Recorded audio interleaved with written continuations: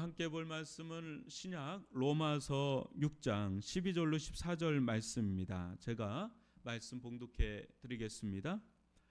그러므로 너희는 제가 너희 죽을 몸을 지배하지 못하게 하여 몸의 사욕에 순종하지 말고, 또한 너희 지체를 불의의 무기로 저에게 내주지 말고, 오직 너희 자신을 죽은 자 가운데서 다시 살아난 자 같이 하나님께 드리며 너희 지체를 의의 무기로 하나님께 드리라.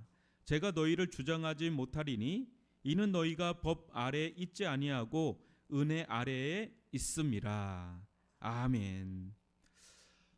예, 잘 넣으셨습니다. 오늘은 영적 무기가 되어라라는 제목으로 함께 말씀을 나누겠습니다. 요새 전쟁이 좀 한참입니다, 그죠? 참 기도를 해야 되는 그런 때 같습니다. 오늘 여러분 한번 말씀을 들어가기 전에 요 이야기를 듣고 한번 말씀을 전체적으로 보면 조금 더 이해하기가 좋겠다 싶은데, 만약에 이제 여기 칼이 있다 그럴 때 세 종류의 사람이 있습니다. 한 분은 엄마입니다. 어머니.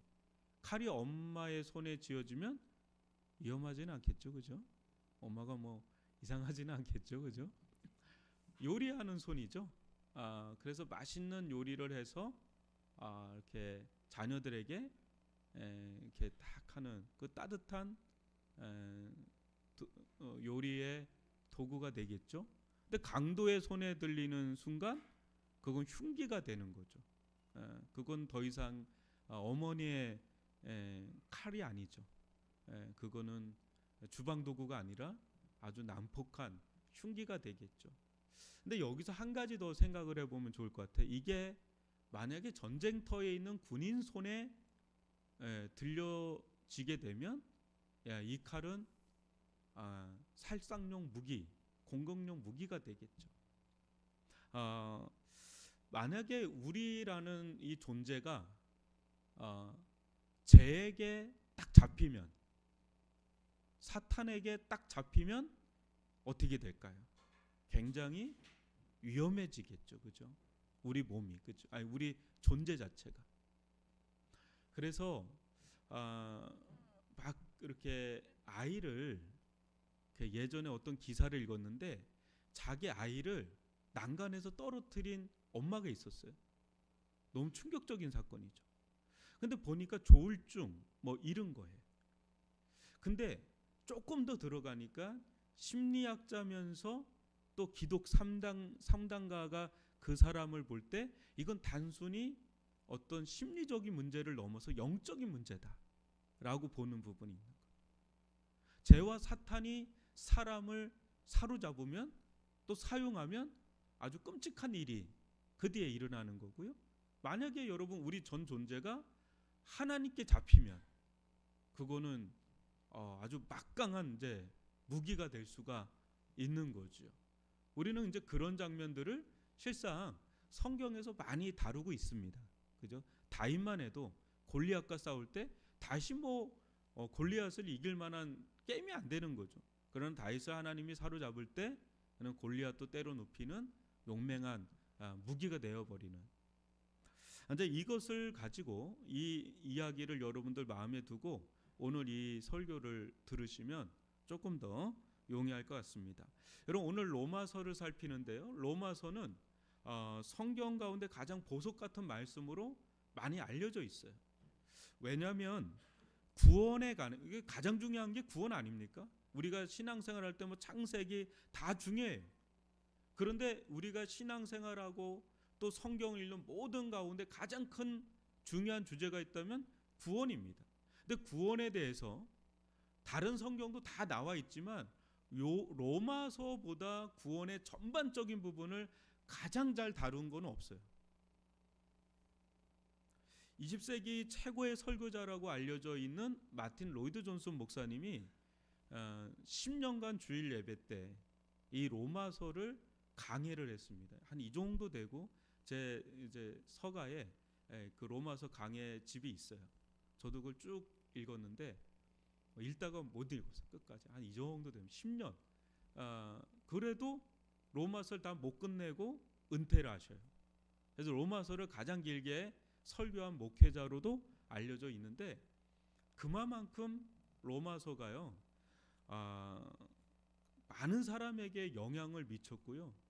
그 마르틴 루터, 존 웨슬레 다 로마서 말씀에 은혜를 받고 변화를 받은 걸출한 인물들이 나오는 자리, 또 아우구스티누스 제가 자주 얘기하지만 역대 이런 사람들은 역대 아주 큰 핵을 그은 사람들인데 다 로마서에서 깨지고 변화되고 은혜 받고 주님께 헌신된 그런 분들이에요.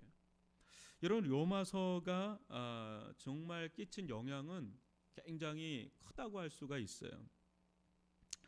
그런 점에서 오늘 이 말씀이 매우 중요한, 또 6장 말씀이 왜 중요하냐면 로이드 존슨 목사가 40대 정도 될 때 목사님 로마서 좀 강의해 주세요 하는데 내가 6장이 이해가 가지 않는 한 나는 이 설교 못한다 해서 50대가 돼서야 이 6장 말씀이 풀려서 50대 나가서 60 좀 넘어서 이제 하다가 은퇴를 하신 거예요.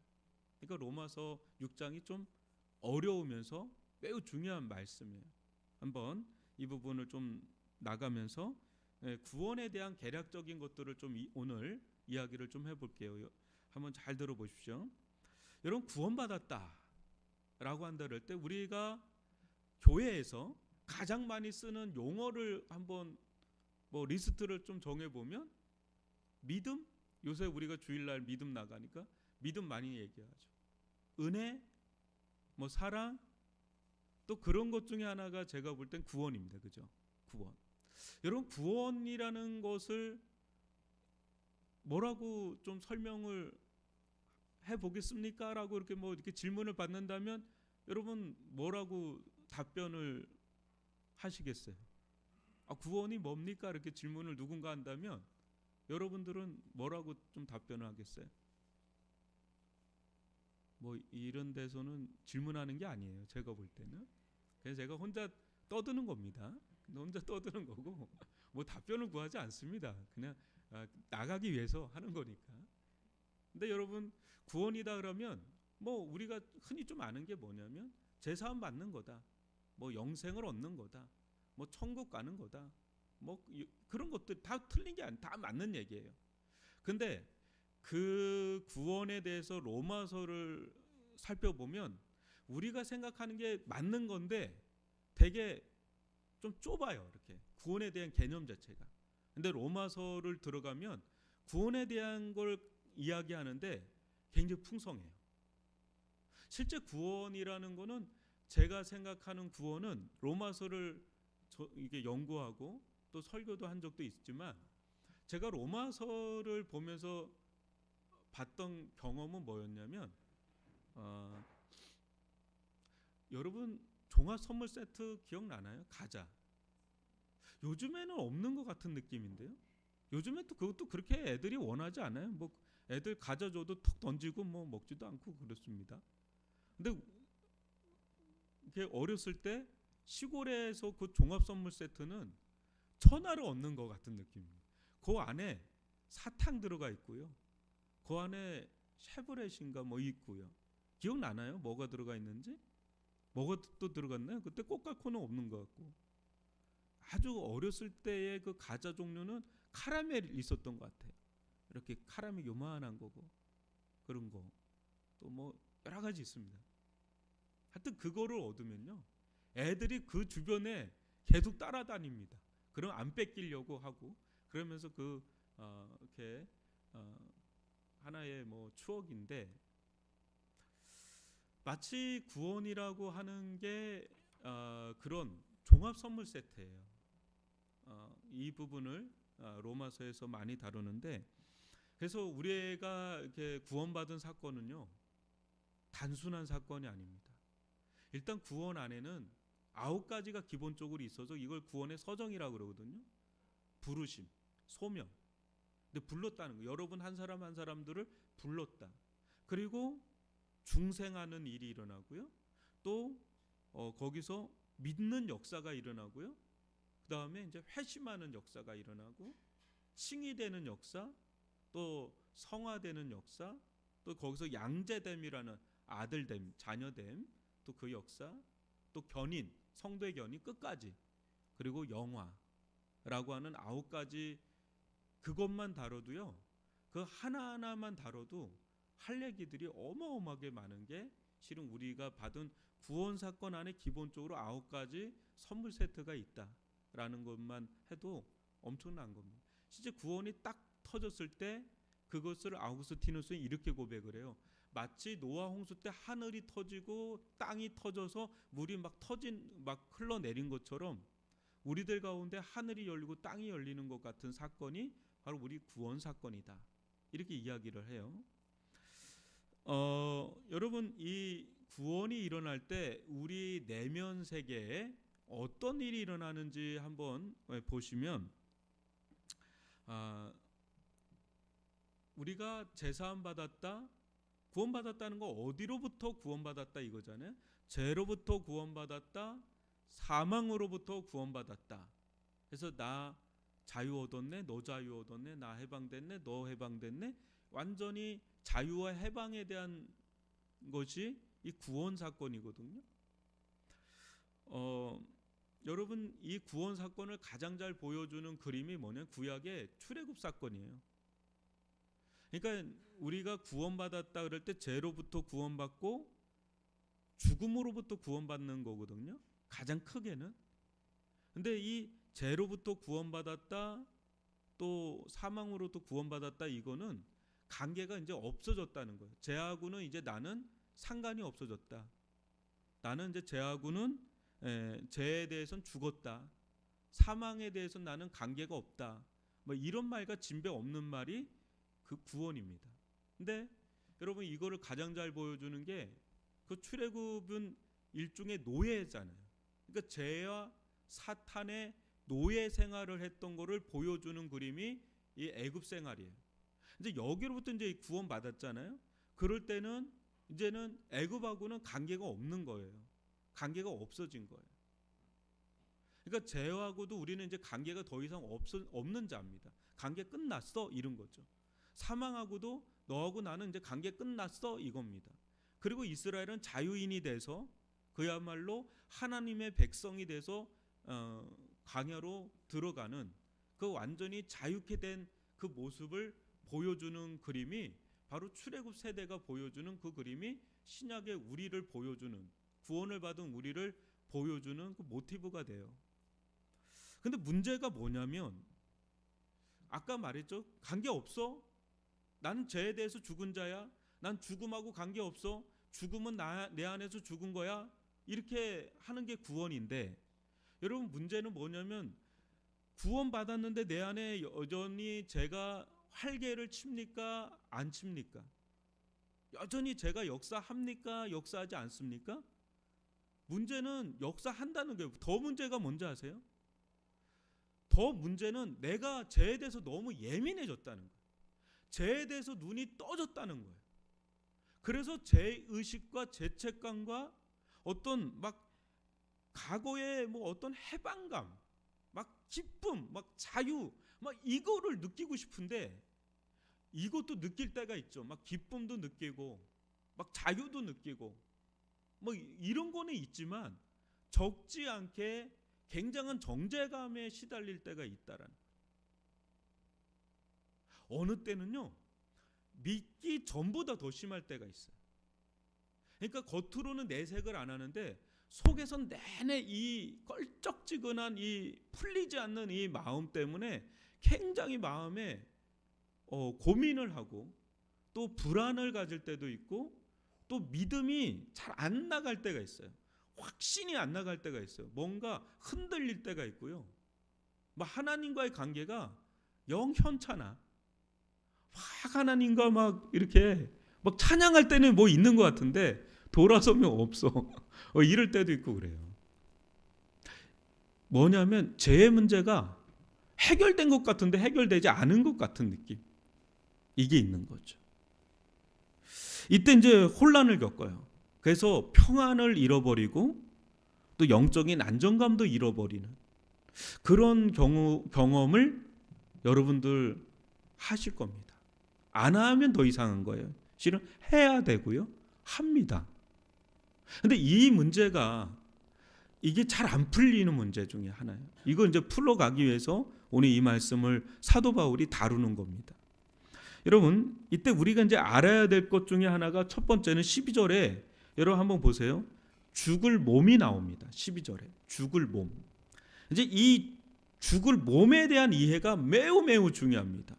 여러분, 이 몸에 대해서 사도 바울이 뭐라고 표현해요? 살아있는 몸, 산 몸, 살아날 몸, 뭐 이렇게 표현을 합니까? 아니면 죽을 몸이라 그럽니까? 죽을 몸이라는 거죠. 죽음과 직결되어 있는 몸의 상태가 죽음과 직결되어 있어요. 여러분, 우리의 이 죽을 몸은요, 여전히 사망 권세와 죄의 권세의 영향 아래 있는 몸이에요. 그러니까 우리의 영혼은 구원받았어요. 우리의 영혼은 구원받았는데 아직 구원받지 못한 게 이게 뭐냐면 이 몸입니다. 근데 여기서 몸은 바디가 아닙니다. 몸은 굉장히 정신과 마음이 다 속해 있는 그런 걸 몸이라고 그래요. 여기서. 근데 이 몸이요, 죽을 몸이에요. 구원받은 몸, 살아난 몸이 아니라 죽을 몸이라고 되어 있어요. 여러분, 거기서 보면 13절에 보면은 이런 말이 나죠. 13절 중간에 보십시오. 너희 자신을 죽은 자 가운데서 다시 살아난 자 같이. 너희 자신을 죽은 자 가운데서 다시 살아난 자 같이. 여기선 살았다라고 표현을 하는데 우리 몸에 대해서, 우리 존재에 대해서는 살아난 자라고 하거든요. 근데 몸에 대해서는 죽을 몸이라고 하니까 뭔가 구분점이 있다는 걸 여러분 느끼셔야 돼요. 이것을 여러분 어떤 그림으로 보면 다 정확하게 나오냐? 여호수아가 가나안 전복 전쟁을 볼 때 그게 정확한 그림이에요. 여기서는. 여러분, 여호수아가 가나안 정복을 했습니까? 못했습니까? 한 거예요. 승리한 겁니다. 정복한 겁니다. 그러나 완전히 정복했습니까? 미완성의 정복입니까? 보면 미완성이에요. 여전히 완전 정복되지 않은 그 가나안 족속들이 남아서 끊임없이 이스라엘을 괴롭힙니다. 그게 우리가 구원받은 것을 보여주는 모티브예요. 또 다르게 구약의 그 그림. 그러니까 여러분, 인천 상륙 작전을 할 때 이렇게 인천 상륙 작전을 딱 성공할 때 그게 D-Day라고 그러죠. D-Day, V-Day가 있죠. 그러니까 결정적인 날이 있어요. 결정적인 날이 있는데 그게 완전히 끝나기까지는 걸리는 거예요, 시간이. 이게 임의와 아직이라고 하는 아주 중요한 신학 개념입니다. 하나님의 나라가 이미 임했습니까? 안 임했습니까? 이미 임했어요. 그죠? 예수님께서도 말씀하셨죠. 그러나 아직 완전히 임하지는 않았지만 이미 임해서 진행 중입니까? 아닙니까? 중이라는 거죠. 그러니까 노르만디 상륙 작전 때 결정적으로 연합군이 독일군을 패퇴했습니다. 그때 결정적으로 꺾여요. 그게 D-Day예요. 그러나 V-Day는 한참 뒤에 깃발 꽂습니다. 베를린에. 그건 좀 시간이 걸렸어요. 그러나 여기가 결정적인 겁니다. 여기서 승기가 끝난 겁니다. 그러면 나머지는 그냥 수습 차원에서 들어가는 거죠.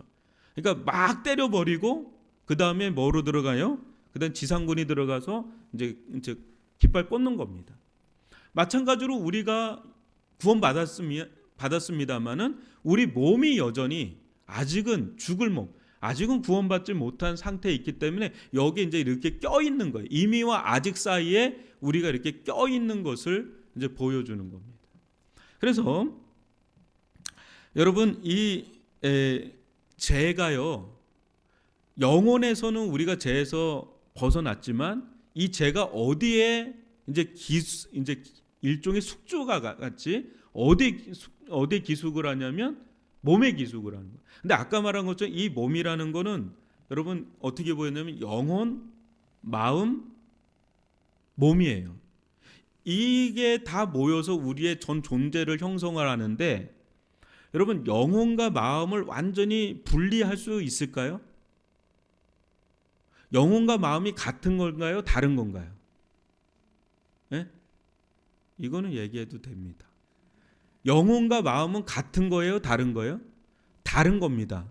그런데 굉장히 연결돼 있습니까? 없습니까? 연결돼 있죠. 여러분, 몸과 마음은 달라요? 같은 거예요? 다른 거죠. 그죠? 다른데 연결돼 있어요? 없어요?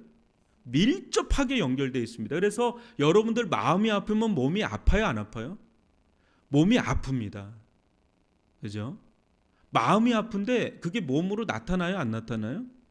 마음이 아프면 마음으로 끝나야 되는데 어떻게 돼요? 그게 몸으로도 증세가 다 나타나요. 그래서 검사를 맡아요. 그러면 뭐라 그러냐? 몸에 이상이 없대요. 근데 몸이 아파요. 너무 힘들어요. 근데 그거는 몸이 아픈 게 아니라 마음이 아픈 건데 그게 몸에 영향을 미칩니다. 그래서 이런 접근도 있는 거예요.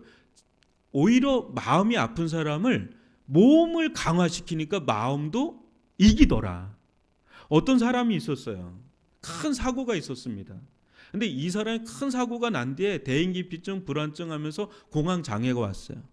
그리고 왜 그게 왔냐면 자기 오빠가 죽는 걸 봤어요. 그 충격에서 도저히 헤어나지 못한 거예요. 근데 이 사람이 뭘 했냐면 운동을 하기 시작했어요. 운동을 하니까 자신감이 붙는 거예요.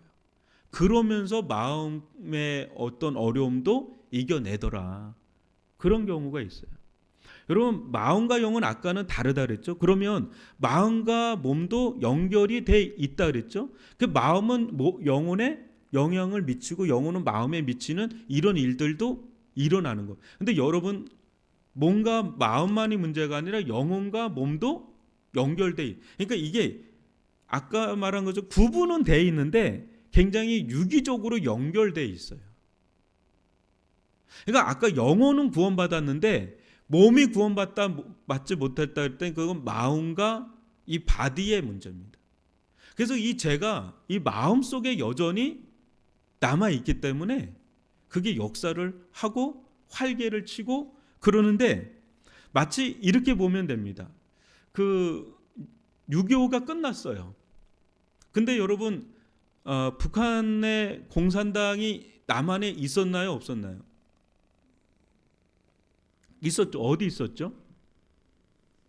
지리산에 있었죠. 그거 그래서 빨치산이라고 그랬죠. 근데 거기에 있는 걸 했습니다.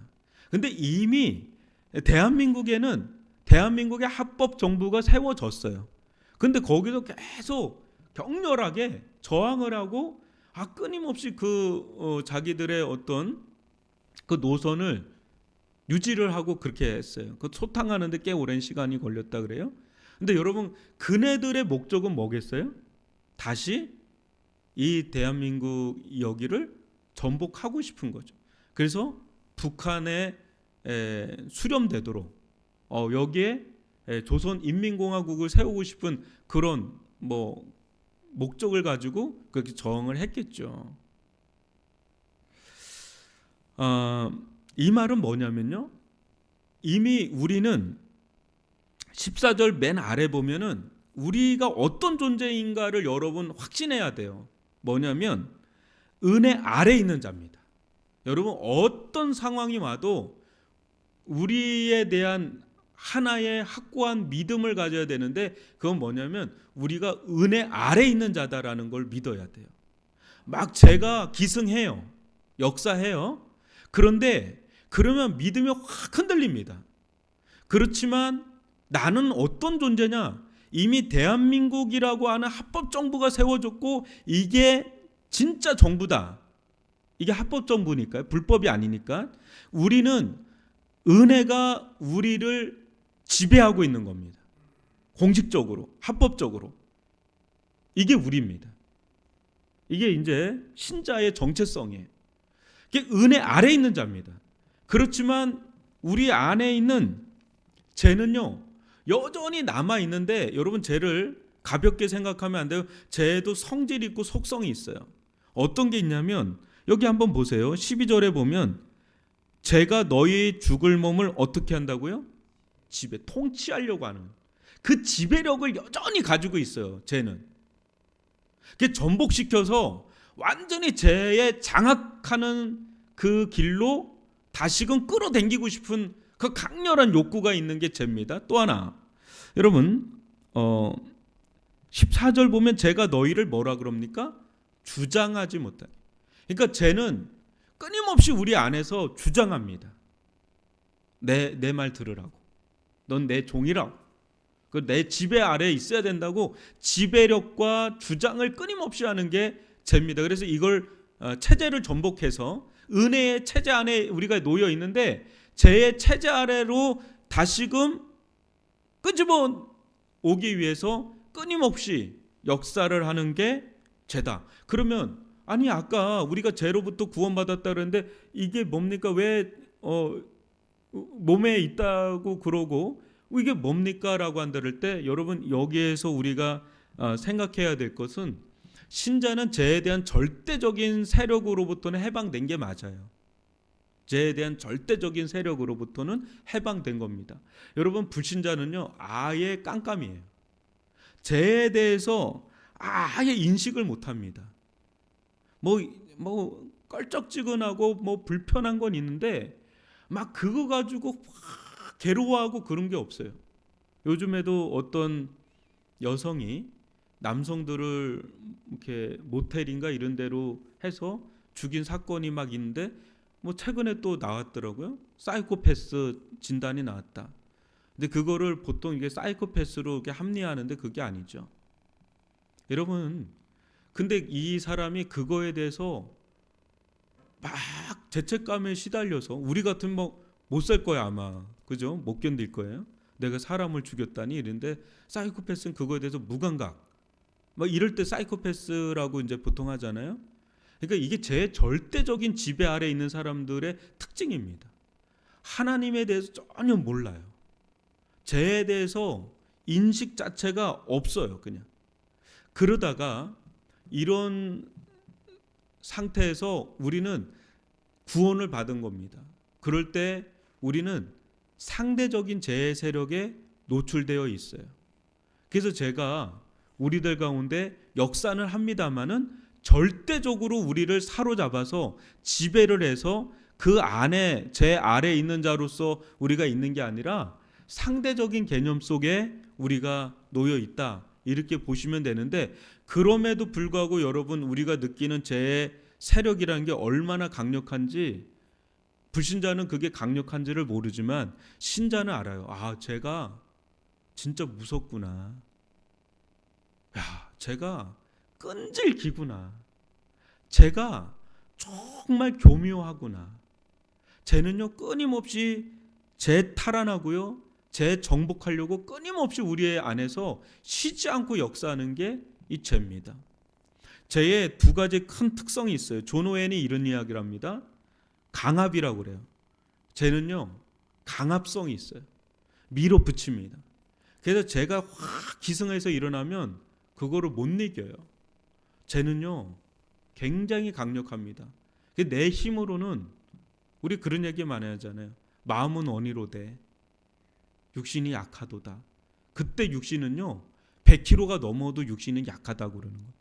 근데 그 육신이 무슨 육신이겠어요? 보디빌더인데도 육신이 약한 거예요. 어떤 육신이겠어요? 이 마음이 그걸 이겨내질 못해요.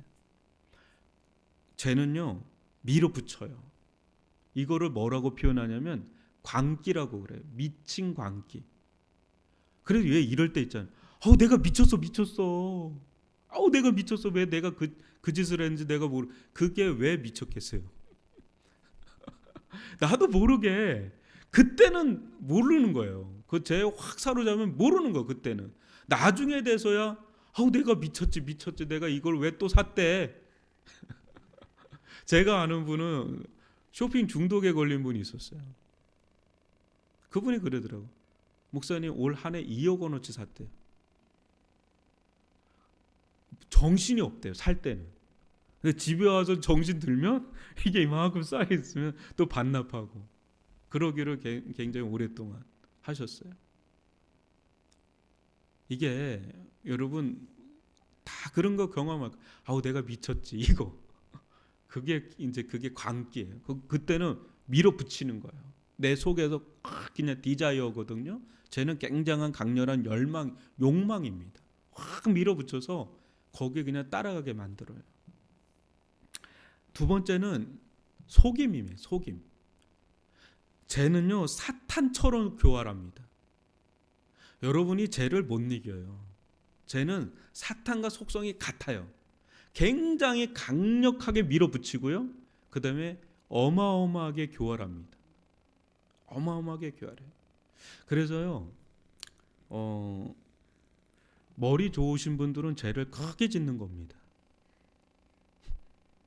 여러분 머리가 나쁘면 죄를 잘 못 져요. 저도 경범죄를 져요. 여러분 고범죄 있잖아요. 굉장히 고난이도 죄는 다 머리 좋은 사람들이 짓는 겁니다. 여러분들은 안심하셔도 될지 모르겠는데 우스갯소리가 있는데 그거는 좀 생략하겠습니다. 그거 하면 시간이 오버될 것 같고 여튼간에 그래서 존 오웬이 이런 이야기를 하는데 여러분 잘 들어보세요. 제가 가장 조용할 때가 가장 위험한 때다. 목사님 저 죄가 없는 것 같아요. 요새 죄를 안 지어요. 이럴 때 성령 충만한 게 아니라 가장 위험한 때라 그래요. 왜 그렇게 보냐면 그때는 죄가 일단 일시후퇴한 거다.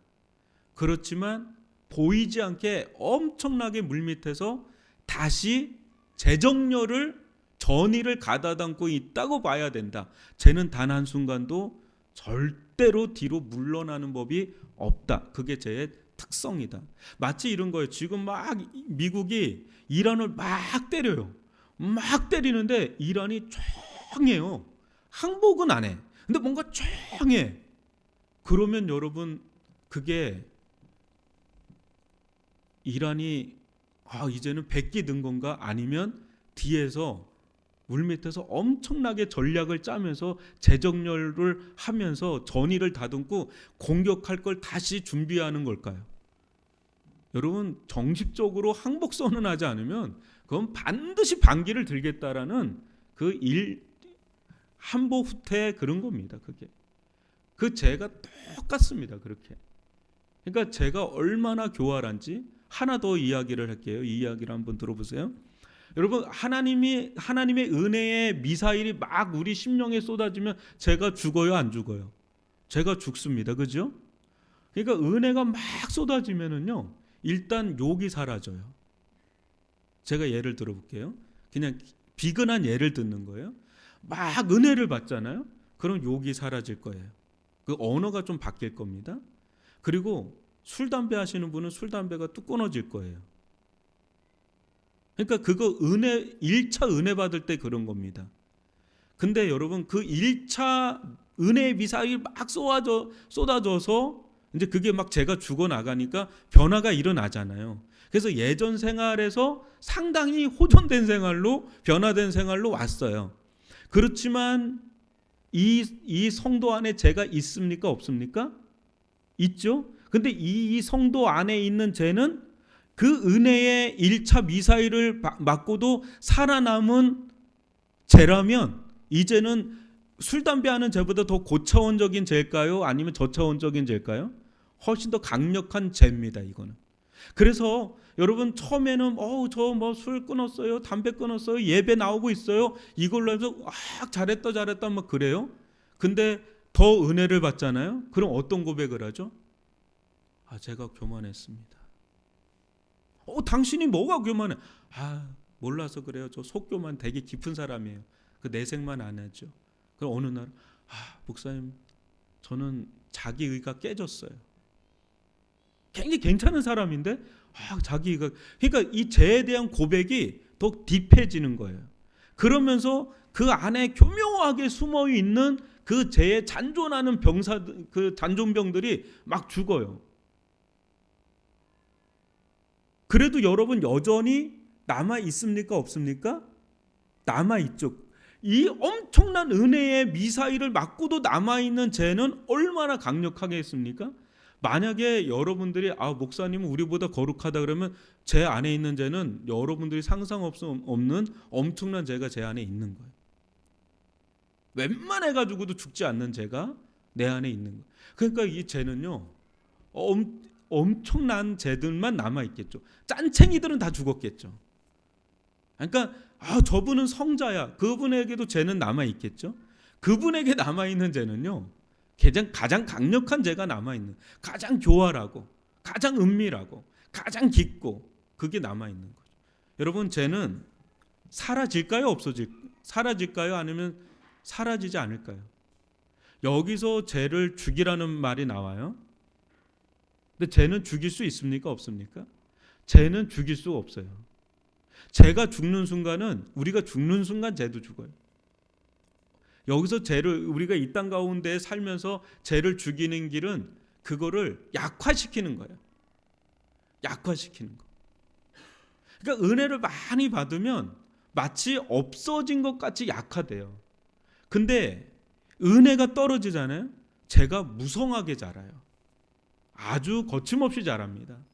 아무리 거룩한 사람도 상관없어요. 여러분, 예배 한 주 빠지면 여러분 적신 거 아시죠? 아유, 목사님 요즘 세상에 어디 가서 그냥 유튜브 보면 되죠. 그거 가볍게 여기는, 죄를 만만하게 보는 거예요. 여러분, 한 주 빠지죠? 그냥 2주 빠지죠? 한 달만 빠지잖아요. 그러면 그 죄가 없어요. 여러분, 왕도가 없어요. 나는 너꺼네. 나는 한 달만 예배 안 드려, 한 달 예배 안 드려도 나는 청만하게 살 수 있어. 그런 사람은 없어요. 왕도가 없습니다. 여러분, 죄는요, 경로가 있어요. 항상 은밀한 그 뱀의 길처럼 죄도 은밀한 길이 있습니다. 그 길을 차단해야 돼요. 그 테러를 차단하고 그것을 들춰내야 돼요. 그 작업이 뭐냐면 그게 회개하는 거예요. 회개. 그래서 여러분, 죄를 차단하는 것, 죄의 경로를 차단하는 이런 것들은 소극적인 겁니다만은, 오늘 여러분하고 좀 드리고 싶은 말씀은, 제가 요즘에 드는 생각이 뭐냐면,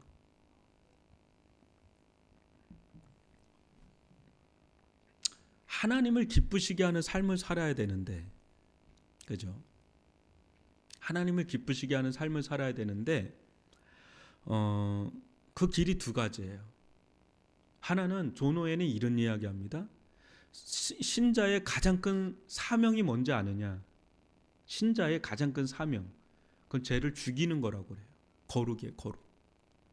근데 이 거룩에 있어서 죄를 차단하는 거, 그게 소극적으로 우리가 해야 되는 거라면 좀 적극적으로는 뭘까? 전 그게 드림이라고 봅니다. 드림. 하나님을 기쁘시게 해야 되잖아요. 그죠? 여러분, 하나님 기쁘시게 하고 싶죠? 하나님 기쁘시게 하고 싶죠?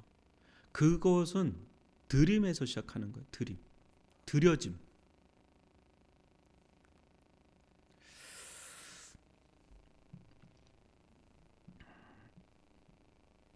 여러분이, 저도 그렇고 여러분이 어디에 드려지느냐에 따라서 거기서 길이 나요. 길이 생겨요. 그리고 계속 드려지잖아요. 그러면 그게 습관이 돼요. 그리고 마음이 거기에 이렇게 틀이 잡히기 시작해요. 그리고 그게 나의 삶이 되죠.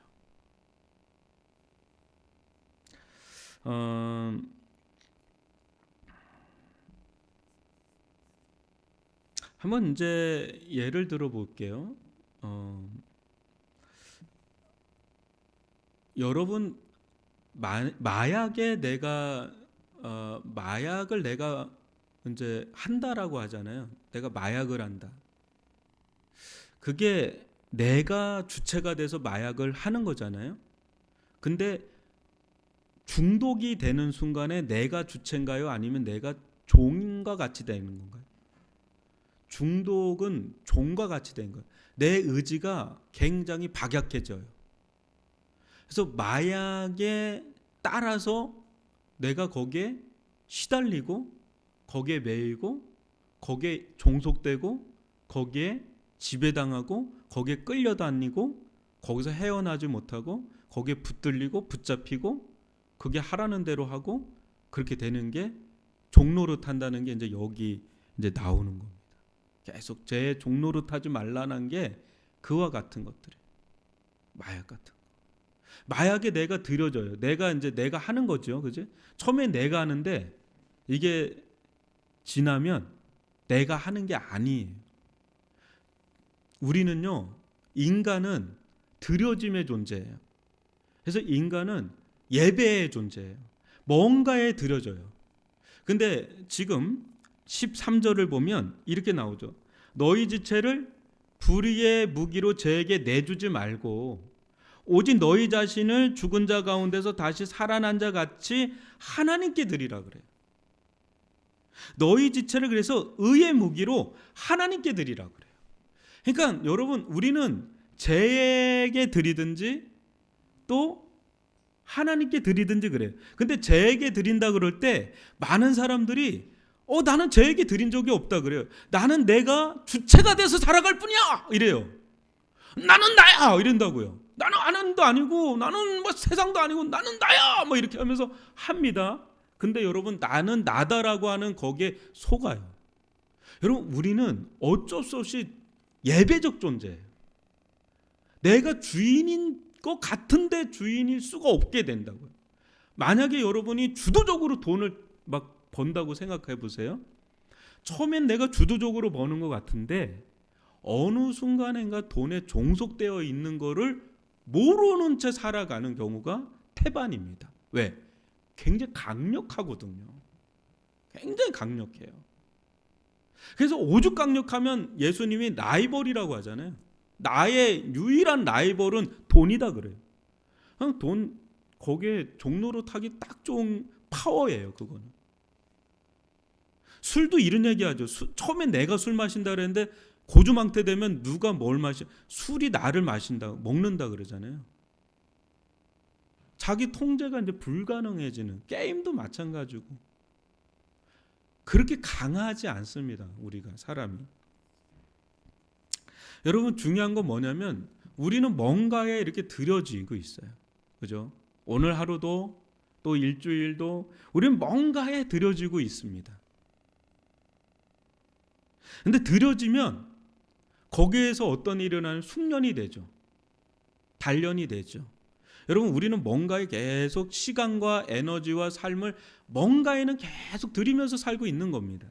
시간을 내고 마음을 내고 여러분의 재능과 여러분의 에너지와 다 어딘가에 계속 뭔가에는 계속 소모한다는 거 어딘가 계속 들여지고 있는데 여러분들이 어떤 일에 이게 들여지면 그 일에 대해서는 굉장히 숙련되고 단련되고 특화되고 그렇습니다. 그건 나쁜 게 아니에요. 가령 여러분 뭐 그런 거 보죠. 뭐 운동선수인데 계속 한쪽만 쓰는 사람들 보면 거기에 굉장히 발달해 있는 것을 보게 되죠. 그죠? 그러니까 그 들여지는 거에 우린 굉장히 단련이 됩니다. 근데 그렇게 본다면 갈고 닦아주고 훈련하고 연마하고 막 이러는데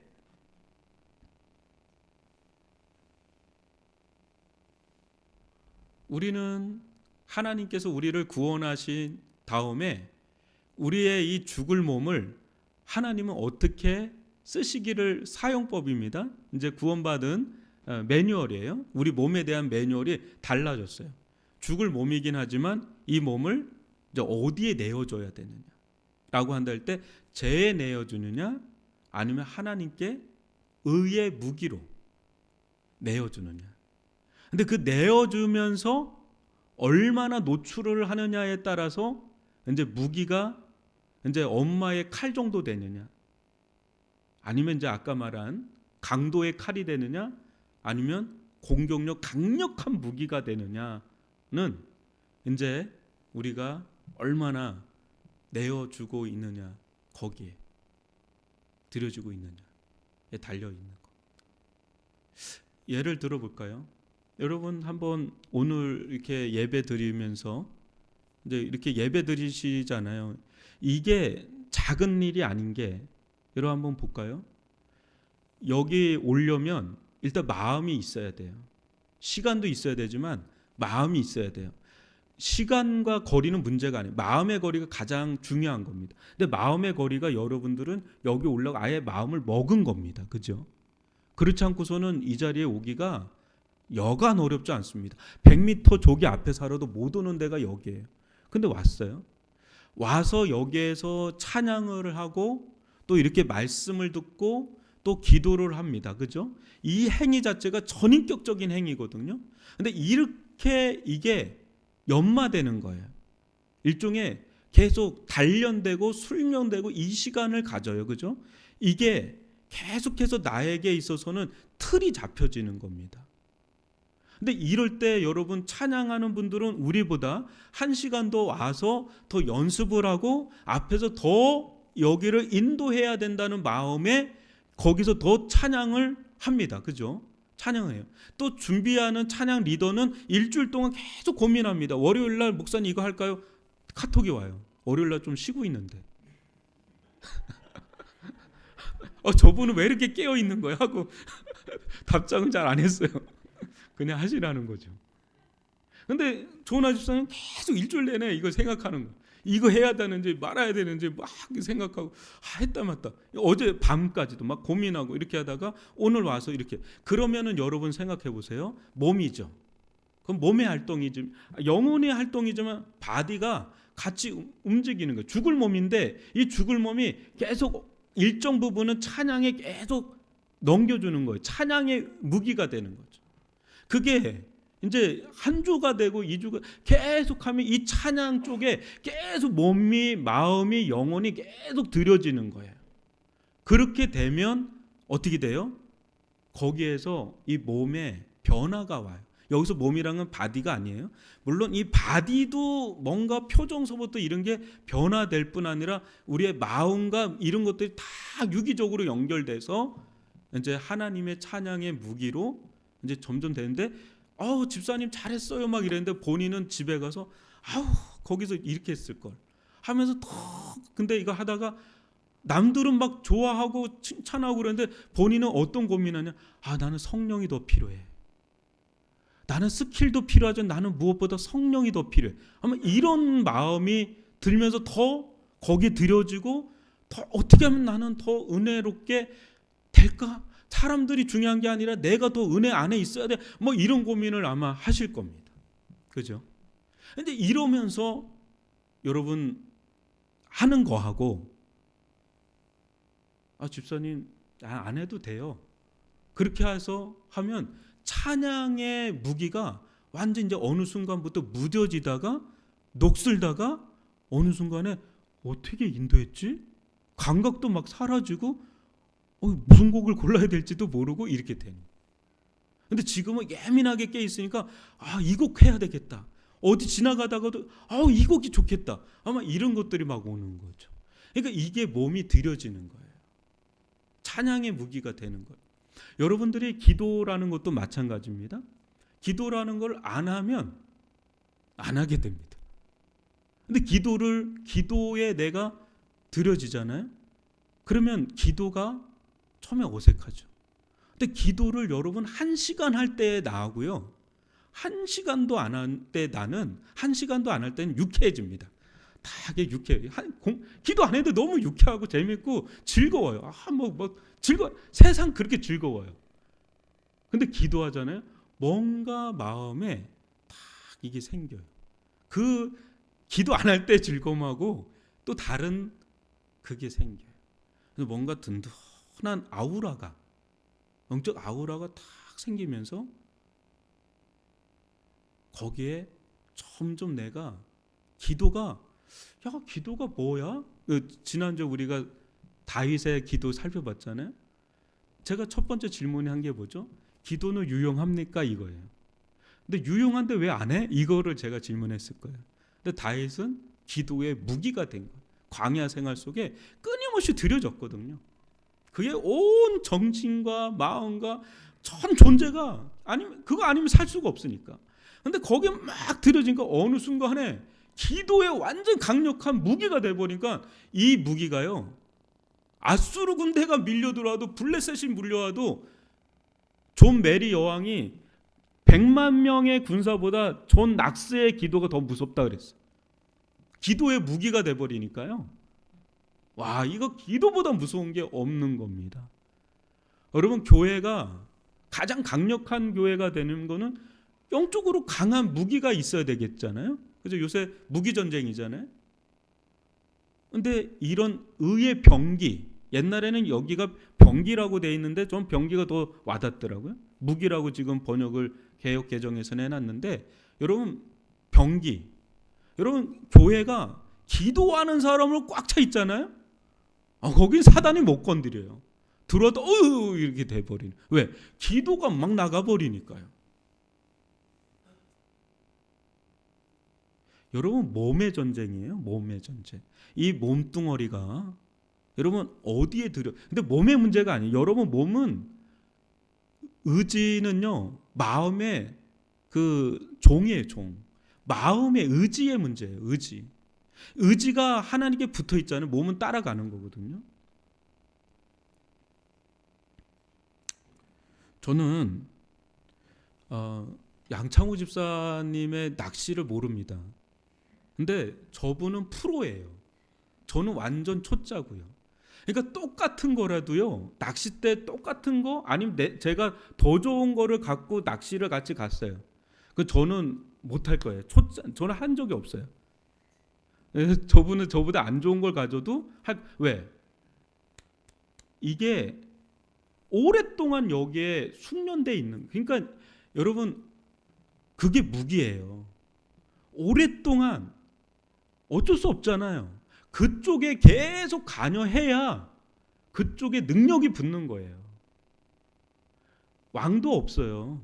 여러분, 뭐 피겨스케이트 잘하는 사람 어마어마하게 도니까 잘하는 겁니다. 천재적인 재능도 있지만 연습이 따라가지 않으면 그게 못해요. 그러니까 우리가 하나님의 의의 무기가 되려고 한다 그러면 들여져야 돼요. 거기에 더 들여져야 돼요. 근데 요거 하나만 얘기하고 될게요. 아직도 1시간 정도 더 해야 될 것 같은데 좀 참겠습니다. 여러분들 못 견디는 것 같아서 요거 하나만 좀 이야기하고, 너무 중요한 건데 할까요? 할게요. 그럼 아까 제도 어떤 목적이 있다 그랬잖아요. 근데 여러분, 은혜도 목적이 있어요. 하나님께서 여러분에게 주신, 아까 은혜 아래 있다 그랬잖아요. 은혜 아래 있다는 건 은혜가 여러분들 안에 있는 거거든요. 근데 쟤도 우리 안에서 막 꿈틀거리면서 역사하잖아요. 은혜도 여러분들 안에도 여러분들 안에 있는 은혜도 가만히 있지 않아요. 싸워요. 싸우는데 은혜는 강력한 목적이 있어요. 뭐냐면 은혜로 완전 여러분을 사로잡기를 원하거든요. 완전 여러분을 통치하기를 원하고. 근데 그걸 가장 방해하는 게 쟤니까 쟤하고 싸워요. 근데 여러분, 아까 이제 드림이라고 하는 이야기를 했잖아요. 드림. 한번 이 생각을 잘 해보십시오. 오늘 이제 이걸 묵상하다 하나님 깨닫게 한 건데, 한번 여러분들 생각을 해보세요. 한국의 건축이 탁월하대요. 어떤 유명한 건축가가 이 이야기를 해요. 한국의 그 건축은 탁월하다.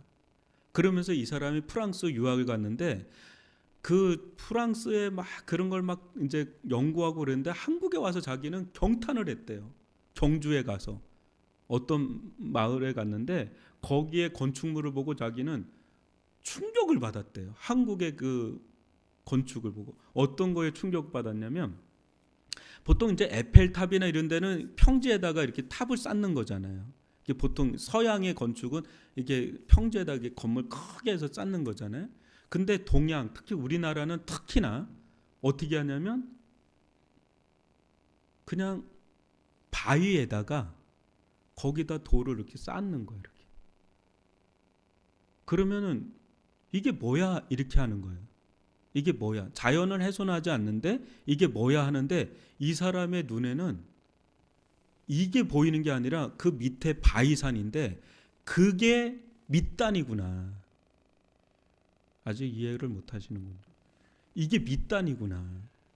그러니까 어마어마한 건축이구나. 이거에 경탄을 했다고 그래요.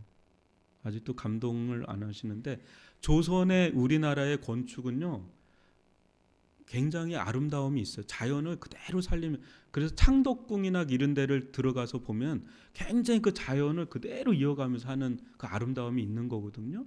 그러니까 자연 위에다가 이어서 거기 쌓는 겁니다. 그냥 그게 하나로 이렇게 해서 조화를 이루는 거예요. 이것을 보면서 제가 느낀 게 뭐냐, 드림이라 그랬잖아요. 여러분, 만약에 우리가 하나님께 드려지면 어떻게 될까요? 하나님께 내가 드려져서 하나님 품으로 들어갔어요. 그러면 내가 하나님께 드려진 거지만 좀 바꿔서 생각하면 어떨까요? 그 하나님이 여러분의 것입니까? 아닐까요? 우리가 하나님께 이렇게 드려졌다 그럴 때 하나님 호주머니 속으로 들어갔다고 생각해 보세요. 그러면 여러분은 어떤 걸까요? 여러분은 그냥 드려지기만 한, 희생하기만 한, 그냥 내 걸 빼앗기기만 한 걸까요? 아니면 하나님을 얻은 걸까요? 하나님을 얻은 겁니다. 그러니까 드려지는 거를 너무 주저하지 마시라는 걸 얘기하는 거예요. 하나님께 드려지는 거를 아까워하지 마시라는 거예요. 그 주저하지 마시라는 거예요. 여러분 손에 일도 없는 거예요. 실제 하나님께 드려진 게 드린 것도 없는 겁니다. 알고. 여러분이 얻는 게 훨씬 많습니다. 왜요? 여러분, 하나님 손에서 벗어난 게 손해예요? 하나님 손에 붙들린 게 손해예요? 하나님 손에서 벗어난 게 손해예요. 하나님 손에 붙어 있는 한 그건 하나님과 하나가 된 건데, 그러니까 하나님께 드리라는 말을 하는 거예요. 오늘 이걸 깨닫게 하시더라고요. 기도하면서, 묵상하면서. 여러분, 하나님께 드리는 걸 되게 주저하거나 아까워하시는 분들이 굉장히 많아요. 주저하지 마시고 아까워하지 마세요. 여러분들의 시간을 아무리 여러분들을 거로 끌어당겨도 여러분들 시간을 여러분들 걸로 소모하잖아요. 그 시간이 되게 헛되게 돌아갈 때가 많아요. 근데 하나님께 드리잖아요. 그 시간이 여러분이 계산할 수 없는 시간대로 들어가요. 이 고차원적인 영적 계산을 하셔야지 되거든요. 근데 굉장히 지혜롭다고 생각하는데 되게 어리석은 거예요. 여러분, 하나님 손에 붙으면 하나님이에요. 그게 하나님과 연결되어 있는 거예요. 그러니까 여러분, 하나님께 드려지는 게 굉장히 복이고요. 그래서 저는 요즘에 고민하는 게 드려짐이에요. 드려짐. 더 드려질 수 없을까? 완전히 드려질 수는 없을까? 온전히 드려질 수는 없을까? 이거를 고민해요. 그래서 실은 이 말씀을 여러분들하고 한번 나누고 또 기도하려고 한 겁니다. 여러분, 드려져야 돼요. 근데 드려지면 드려질수록 거기서 능력이 나오고요, 실력이 생기고요, 무기가 되고요, 강력해집니다. 그리고 하나님을 기쁘시게 하는 삶에 여러분을 가감하게 드리십시오. 전혀 아깝지 않은 길입니다. 전혀 손해보는 길 아니고요, 엄청난 하나님의 능력이 나타나는 길이니까 가감하게 드리십시오. 오늘도 실패하듯이 길게 했는데 여러분, 이 말씀 묵상하시면서 함께 간절히 기도하다가 돌아가도록 하겠습니다.